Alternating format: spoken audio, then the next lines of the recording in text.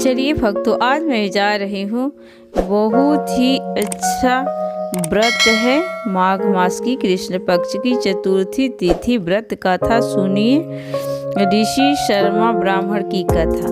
पार्वती जी ने पूछा कि हे वत्स, माघ महीने में किस गणेश की पूजा करनी चाहिए, इसका क्या नाम है, इस दिन पूजा में किस वस्तु का नैवेद्य अर्पित करना चाहिए और क्या आहार ग्रहण करना चाहिए, इसे आप विस्तार पूर्वक बताइए कृपा करके। गणेश जी ने कहा कि हे माता, माघ महीने में फालचंद नामक की गणेश की पूजा करनी चाहिए। इनका पूजा षोडशोपचार विधि से करना चाहिए। हे माता पार्वती, इस दिन तिल के 10 लड्डू ले, 5 लड्डू देवता को चढ़ाए और शेष 5 ब्राह्मण को दान दे।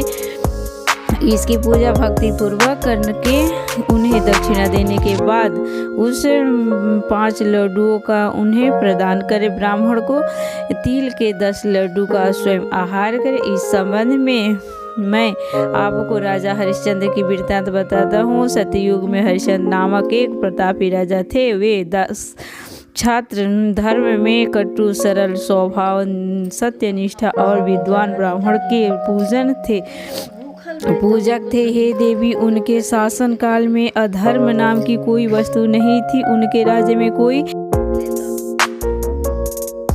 दरिद्र या दुखी नहीं था। भले लोग आधी व्याधि से रहित एवं दीर्घायु होते थे। एक पुत्र की प्राप्ति की होने के बाद ही वे स्वर्गवासी हुए। पुत्र के का भरण पोषण उनकी पत्नी करने लगी। वह विधवा ब्राह्मणी भिक्षाटन के दौरान पुत्र का पालन पोषण करती थी।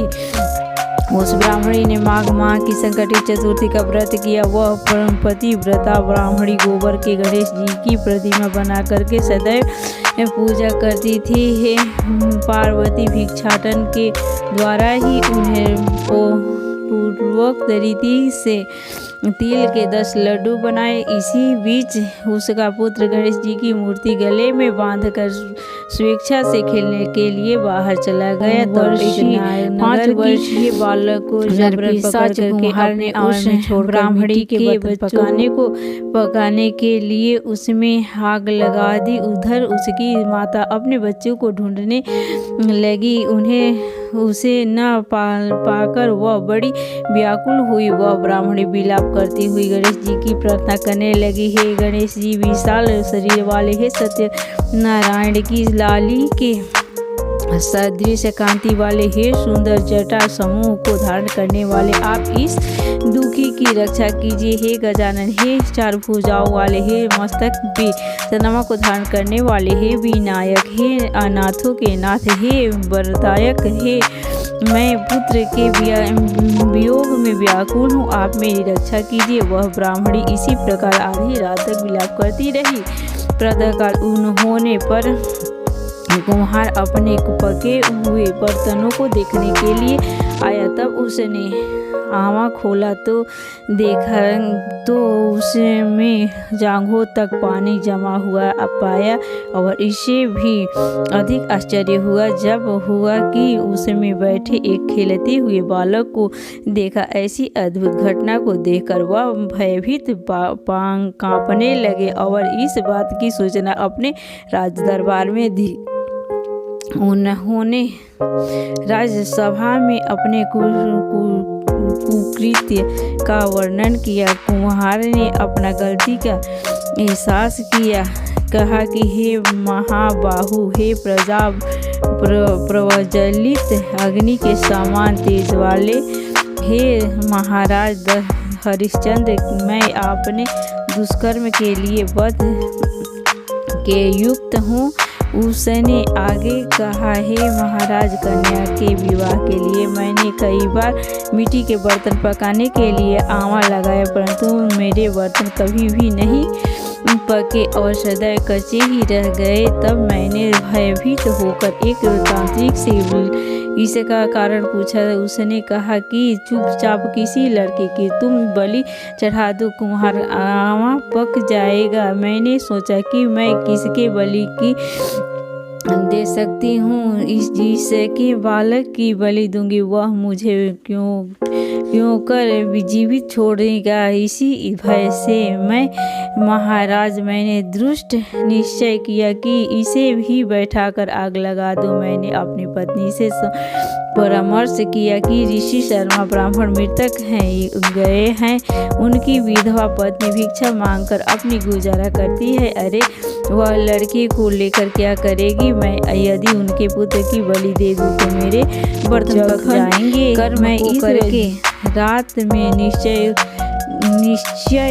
होकर सो गया। प्रातः जब मैंने जगा आँख खोलकर देखा तो क्या देखा हूँ कि उस लड़के को मैं जिस स्थिति में बैठा कर आया गया था वही उसी जगह निर्भय भाव से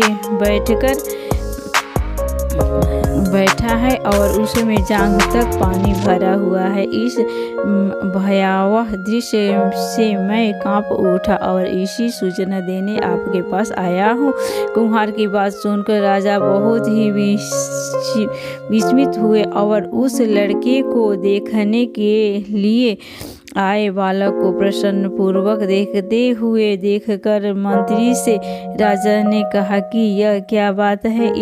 किसका लड़का है? इस बात का पता लगाओ। इसे आवे में जांघों तक जल कहाँ से आया? इसमें कमल के फूल कहाँ से खिल गए? इस दरिद्र कुम्हार के आवे में वैदुर्य मणि के समान हरी हरी धूप कहाँ से आई? बालक को न तो आग की जलन हुई न तो इसे भूख प्यास ही है। यह आवे में भी वैसा ही खेल रहा है मानो अपने घर में खेल रहे हो। राजा इस तरह की बात कर ही रहे थे कि वह ब्राह्मणी वहाँ बिलखती हुई आ पहुँची। वह कुम्हार को कोसने लगी। जिस प्रकार गाय अपने बछड़े को देखकर रंभाती है, ठीक वही अवस्था उस ब्राह्मणी बुढ़िया की थी। वह बुढ़िया बालक को गोद में लेकर प्यार करने लगी और कांपती हुई आवाज से राजा को सामने बैठ गई।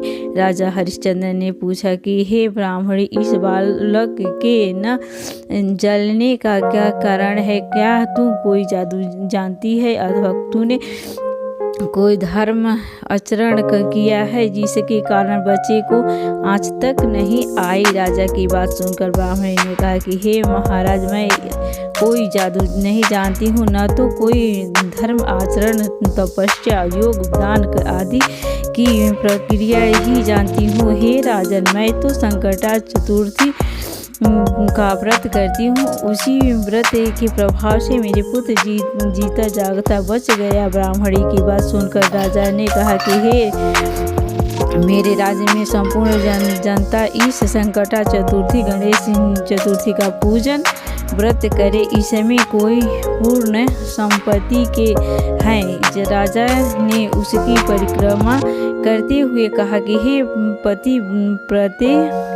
हे पतिव्रते, तुम धन्य है। राजा ने संपूर्ण नरवासियों को गणेश जी का व्रत करने का आदेश दिया। इस आश्चर्यजनक घटना के कारण सभी लोग उस दिन से प्रत्येक मास की गणेश चतुर्थी का व्रत करने लगे। जिस व्रत के प्रभाव से ब्राह्मणी ने अपने बच्चों के जीवन को पुनः पाया था। इतना कहने के बाद श्री कृष्ण ने कहा कि हे युधिष्ठिर, आप भी इस सर्वत व्रत को कीजिए। इस व्रत के प्रभाव से आपकी सभी मनोकामनाएं पूर्ण होगी। आप मित्रों, पुत्रों और पौत्रों को सुख देने वाले प्रजा साम्राज्य को प्राप्त करेंगे। हे महाराज, जो लोग इस व्रत को करेंगे उन्हें पूर्ण फलता मिलेगी। भगवान श्री कृष्ण की बात से युधिष्ठिर बहुत प्रसन्न हुए और माघ माह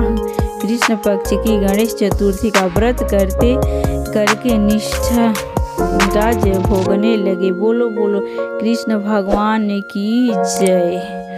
बोलो बोलो शंकर पार्वती की जय। गजानन गणेश की जय। लंबोदर की जय।